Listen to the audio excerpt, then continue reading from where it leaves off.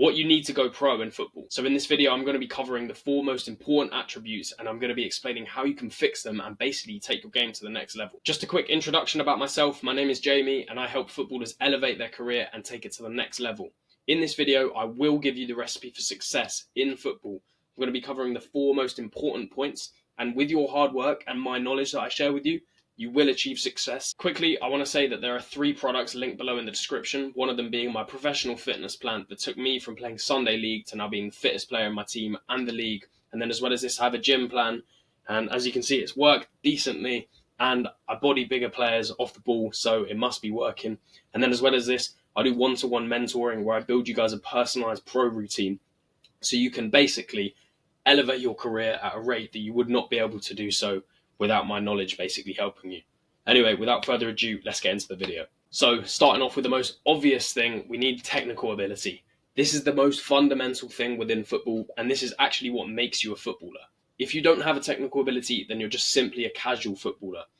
And obviously, if we want to go pro, we need to be standing out and having excellent technical ability. And what does technical ability actually mean? Well, it means you are able to manipulate the ball in every single possible way, whether it's in the air, on the floor, left, right, straight forward, backwards, wherever it is. If you can basically master your technical ability, you can literally do whatever you want with the ball. And this is not talked about at all. People talk about your technical ability, but they don't say why it's so important. And the reason is you can do anything that you want with the ball. And if you can do anything, of course, your 1v1s are going to be better, your dribbling is going to be better, your control is going to be better, your first touch. Everything improves and everything stems from technical ability. This is actually my biggest regret. I didn't practice my technical ability enough when I was younger. I'm naturally very good technically, but if I'd have just sort of practiced it regularly, then I would have been flying by now, and I started too late. So, how to fix your technical ability. This is very simple. This is not controversial, or at least it shouldn't be. Unfortunately, we've got idiots in the football scene now saying you don't need to do cone drills, you don't need to do anything related to a cone. But, of course, don't listen to the propaganda. This is the truth. Ball mastery. If you do this regularly, then you'll be able to manipulate a ball wherever you want, like I explained before, while standing still. And what I mean by this is ball mastery is drills where you're basically standing by the cone, you're dribbling, you're pulling it back, you're pushing it forward, you're going around the cone, but you're sort of maintaining a solid base. You're not moving too far forwards, too far sideways. So if you practice ball mastery regularly, then of course you're going to master manipulating a ball standing still. But how do we actually improve on mastering the ball while actually dribbling at someone? Because this is what's really going to get us round a player on, for example, a counter attack. So it's through cone drills. Lots of people hate on cone drills, but they are the absolute fundamental, because what it means is if you manipulate a ball, if you basically teach your brain and your muscles to be able to push a ball left, for example, then this is the first stage into basically being able to beat a player. Because there's lots of guys who say you don't need cone drills, but then they think that they're talking about players like Neymar, right, who have obviously already mastered their ball control. If you're mastering, and if you're in the phase of mastering your ball control, then you need to learn how to manipulate a ball wherever you want it to be, so you can choose whatever skill you want, so you can be creative. Because if you're running at someone, a lot of the time, people have the brain. They know that they need to do a rollover or they need to do a la croqueta, but they haven't practiced it. So how are they meant to do it? And the best way to start practicing these skills and these types of dribbles is to basically just start doing cone drills. And this, obviously, you do this less regularly because it's more strain on your legs. This is obviously, you're going to burn your legs out. You're going to burn the muscle fibers, which is good and bad. But if you practice ball mastery literally every day, 4 times a week, maybe, obviously every day is best, but 4 times a week, realistically, just 10 minutes a day, and you'll see the benefits within literally 1 week. It's honestly insane. And after we've done these 2, then we want to put our practice into 1v1s. And this basically adds the element, because what people hate on about cone drills is cones don't move, which I do understand, don't get me wrong. But obviously I've already explained why you need to do cone drills, so I won't go back into that. But the way that we basically improve on our ability to dribble is by reacting to external forces, and the external force being a defender. So you've now learned how to manipulate a ball to the left, to the right, roll over, whatever it is, drag back, etc.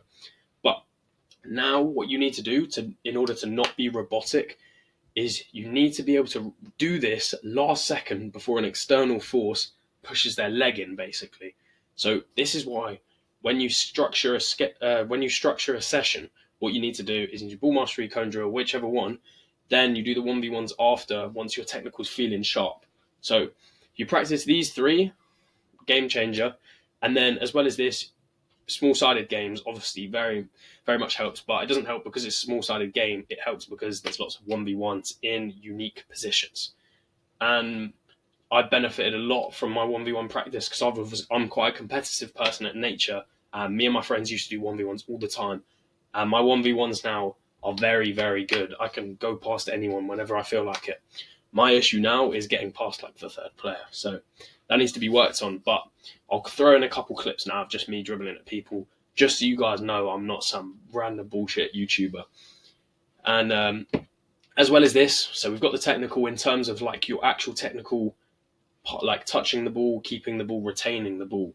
But as well as this, if you kick a ball against the wall, then you're going to get your first touch in, right? So this is something that Wayne Rooney did, for example. There's a study on him basically doing this.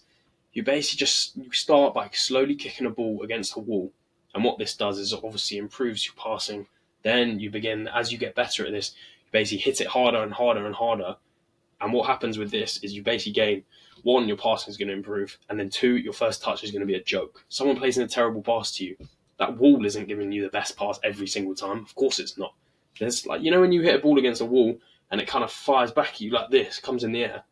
If you've done this every day 50 times, 100 times, game changer. You're going to be so confident when the ball comes to you. So that's how to fix your technical, and let's get on to the second most fundamental thing in football, and that is fitness. When I tell you fitness this is arguably more important than actual technical ability, because let me just describe a scenario. If you could be the most technical player in the world, you could be Maradona's technical, but in today's day and age, with the amount of physicalness, the physical side of things, running up and down, inverting, left wing back, right wing back, whatever it is, you are like midfield as well, like you're running non-stop. And if you don't have the ball in a game as well, and you're getting dominated by an opposition, you are running. And this is the thing about fitness that a lot of people don't know, is that sort of when you haven't trained your fitness up, you don't actually realize how fit you can be. I always thought I was a naturally fit person until obviously I started playing, and obviously you get a bit tired, right? But you need to push your body to the absolute limit to truly find out how fit you can get. And you watch footballers on TV, and it doesn't seem that fast paced. But when I tell you these guys are the best athletes in the world, it's genuinely a joke. So with the fitness, you won't know you're truly fit until you do professional football drills. So with that being said, if you guys do want to buy my fitness program, 4-week course, you get lifetime access for just £7.97. It will be the first link in the description. And I also do guaranteed money back if you don't get to your fittest point you've ever been at. Because obviously I know I'm so confident with it. I got it from a professional football team that I trained at last year. Literally changed my career. I'm so fit now on the pitch. I can run up and down all day long. So anyway, we've spoke about why it's bad if you don't have good fitness. Now let's talk about why it benefits you. So if you have good fitness, you're an asset to any team, right? And what I mean by it being an asset is you can benefit this team, right? So within football, people always think, I deserve playing time, etc. But it doesn't work like this. You're actually sort of an asset to the team, right? What do you bring to the team? And if you can just work, if you can be a workhorse, you go up and down, you're an asset to the team, right? They'll want you in their big games because they know you're an absolute dog working up and down. And this is another thing that I cannot stress enough. Before I wasn't fit, what would happen, like literally every game, the first 5 minutes, I'd do something unbelievable. I'd run at the right back or something. You rinse him, easy. But after that, your legs don't work as well, right? If you've ever been in like the 60th, 70th, 80th, 90th minute of a game, and you try dribble at someone, and your legs just don't work as well as you want them to do. Like you've practiced. If you've ever had this issue within football, where you basically get into a game, you can do all the stuff in training, you get into the game, and like your legs just don't seem to work. You're trying to dribble at someone and it just doesn't seem to work. You can't do any of your skills. It's not due to a confidence issue, it's due to your fitness. If your fitness is the best it's ever been, and you're not getting tired mid-game, obviously you're going to get tired, but if your legs are used to working while they're tired, that is true fitness, right? And while your legs are used to working tired, it means they can do all the skills. They can perform the step over despite being tired. They're used to being a workhorse. So, like I've explained there, I've wrote that on screen. So, like I said, you can literally do these skills, but after 10 minutes, you can't do them because you're unfit, right? So, fitness, second most important thing, if not the most important thing. Now, moving on to how you actually fix your fitness. So, like I've already explained how to fix your fitness, I said, get my 4-week plan. It's genuinely the best thing. I've already had life-changing results from some people who have bought the plan. And do my plan in pre-season, and if you get my plan during the actual season, then I want you to skip the first 3 weeks because you don't want to be doing any sort of base. You don't want to be adding to your base fitness because you're during the season. This is too much work on your legs. What you want to be doing is the actual football base stuff, which I'm not going to leak here, but give me a message on Instagram if you have any more questions about my fitness plan. If not, get that and the link in the description, man. It's the best thing going. So, moving on to number 3, we've got discipline, right? This is not actually a football-related thing, but it's more so your mindset of how you're going to play football. So if you want pro fitness and pro technical, like I've just discussed before, then this means that you have to be better than literally everyone at it, right? Pro means professional, and professional means that everyone below that professional level, and the professional level is the top 1%, they are all worse than pro. So you have to ask yourself, right, how does the levels work, right? So how does someone get up here and everyone else is worse than them? If you're talking about Messi, let me go back into Zoom. Messi and Ronaldo up here, all the top pros up here, and everyone else is worse than them, right? What have they done? Obviously, there's some natural talent involved, but you have to ask yourself, why are they better than you? Why are they fitter than you? Why is someone's technical ability better than you? And you might be sat at home like a dickhead thinking, oh, they're more talented than me. Oh, they've got more money than me. They got more people to contact. And while them things may be true, the simple answer, and the majority of you, the answer is, it's because you're not disciplined and they've practiced more than you. And you're sitting at home crying like a baby because they're fitter than you and they got more technical than you. And when it comes to match day, you're getting vexed because these guys are way better than you. And you think that it's because they're lucky or they're talented, whatever it is. But no, you can literally become better than someone by just being disciplined, doing the hard work when you don't want to, and you'll improve just like that. It's so simple. These guys have put more hours in than you, so you need to put more hours in than them to catch up to these guys, okay? So the best way to improve these things and all attributes in football is by discipline, because what this does is you do the actions more often, you pick your routine and you stay consistent with the routine, then your progress will be like this. Obviously there are ups and downs here, but compared to someone who doesn't have a strict routine, someone who doesn't have discipline in their life, they train where they feel like it, they train randomly, they do 2 sessions in one day sometimes and then none for a week. These guys are all over the place, right? They might improve one day and then they reset their progress. If you're disciplined, you're going to be training consistent. And when you add them days up and up and up, over the course of maybe a week, it doesn't seem like a lot. But when you add this to the course of a year, 2 years, 3 years, you are miles ahead of someone who started. You've both started at this point, right? You've both started here. The person who's disciplined, they finish 3 years later up here. The person who's not, they go up, down, and then they finish somewhere all the way below you. So it's a massive difference, right? So discipline is the third most important thing, but you need it for everything, basically. So how to actually fix your discipline, right? So this is something that I would recommend doing for sure. Write down your dream state, your dream outcome, which is being a professional footballer, having that nice physique, having a good sense of worth, and being confident, right? Now you've got the dream reality of yourself. You picture yourself as that guy. So now you need to break it down because obviously that's miles above. You're down here, you've just picked the guy up here. That's who you want to be like, right? So now you write down how you're actually going to get there through actions, right? And then with this, you make the routine, you stick to that routine, the discipline will get you there, right? So the weekly routine is genuinely so important because what it does is it basically makes you on autopilot, right? And what I do, this is what I do every single day to make sure I'm disciplined and I get everything done in my day, whether that's filming content, playing football, stretching, sauna, whatever it is, right? So the night before, you write down what your day is like for tomorrow, okay? And you're thinking, like, I can't be bothered, I'll do it in the morning. No, this gives you better sleep, right? Because you're not stressed about your day tomorrow. And then also it adds to the autopilot mode because as soon as you wake up like this, you check your phone, you're in the notes page, and immediately you know what you have to do, right? It's already in your brain. You don't even need to check because you wrote it the night before. And what that means is you can burst out of bed, do your morning routine, and you're already ahead of everyone else, right? And then also this holds you accountable, right? And the way that it holds you accountable is because when you do the tasks, like say it's right, you wrote down a cold shower, training, stretch after training. Obviously you write way more than that because we're disciplined, we do our stuff, right? But let's just say it's those three things. Every time you write a little tick next to those things, once you've ticked it off, what that does is you get dopamine from that, right? And this is addictive. And when you don't complete something, so say you wrote your training today and you don't train, you look at that notes page and you go, I can't give myself a green tick. And what that does, that will piss you off to the max, okay?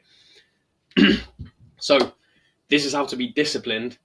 Make sure you are disciplined because otherwise you can train your fitness all you like for a week or 2 weeks. You lose it if you stop for 3 weeks, right? So discipline is effectively the most important thing, if not second, third. And if you do want me to make you a pro routine, link below. I've had very, very good reviews so far, and it's a very affordable price at the moment. It's just £9.97. I'm going to be upping the price soon, so don't miss out, basically. All right, moving on to number 4. So we've got the wow factor, right? And a lot of people don't talk about this. They talk about being all well-rounded and stuff with football. But the wow factor is something to get a scout, a manager, whatever, is someone watching you.